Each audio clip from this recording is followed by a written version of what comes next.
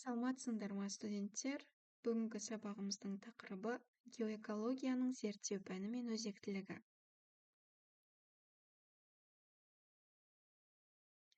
Геоэкология жоғарғы иерархиялық деңгейде геожүйелерді зерттейтін экология ғылымының бір саласы. Жалпы басқа сөзбен айтқанда, геоэкологияны ландшафт экологиясы деп те атайды. Геоэкология экологиялық жүйелерді биосфералық деңгейде қарастырады.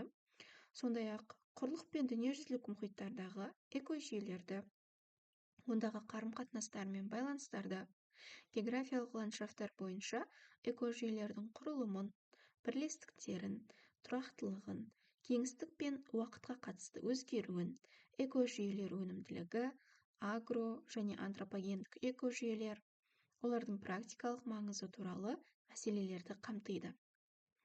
Геоэкология жеке ғылыми бағыт ретінде 20 ғасырдың 30-40 жылдарында дамыды. Ең алғаш Германия мемлекетінде ерекше дамыды. Геоэкология терминін 1939 жылы неміс ғалымы Тролл енгізген болатын. Геоэкология ғылымының негізгі мақсаты табиғи және антропогендік геожүйе шекарасындағы қоршаған ортаның кеңістіктегі географиялық жағдайын зерттеп білу арқылы, ондағы қолайлы экологиялық ахуалды сақтау немесе қайта қалпына келтіру жөніндегі ұсыныстарды даярлайды.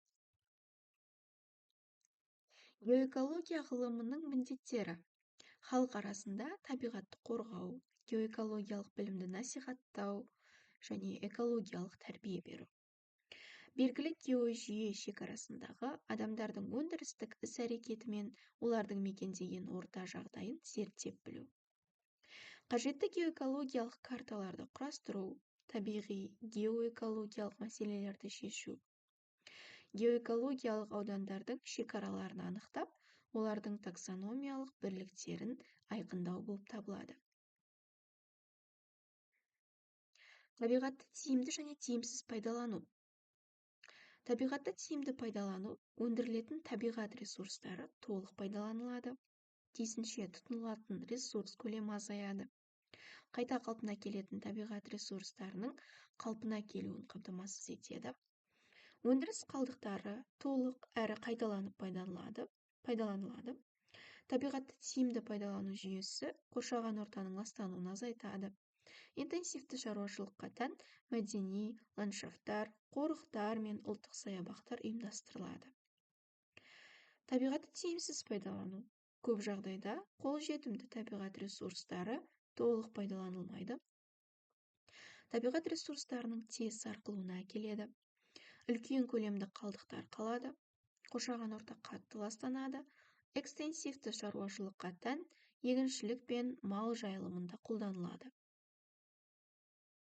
Геоэкологиялық зерттеу негіздері.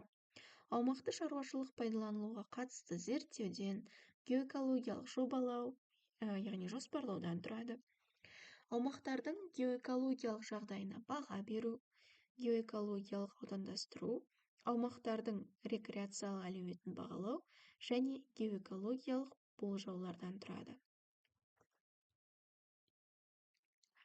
Геоэкологияның жалпы басқа ғылымдармен байланысы. Бірінші бізде фундаменталды ғылымдар, яғни математикамен, физикамен, химиямен байланысады. Қоғамдық ғылымдардан экономикамен, социологиямен және психологиямен байланысады. Қолданбалы ғылымдардан биотехнология және өсімдіктану ғылымдарымен байланысады. Ал жаратылыстану ғылымдарынан биология, география, геология, топырақтану секілді ғылым салаларымен тығыз байланыста болады. Геоэкологиялық болжам жасау бірнеше кезеңдерден тұрады.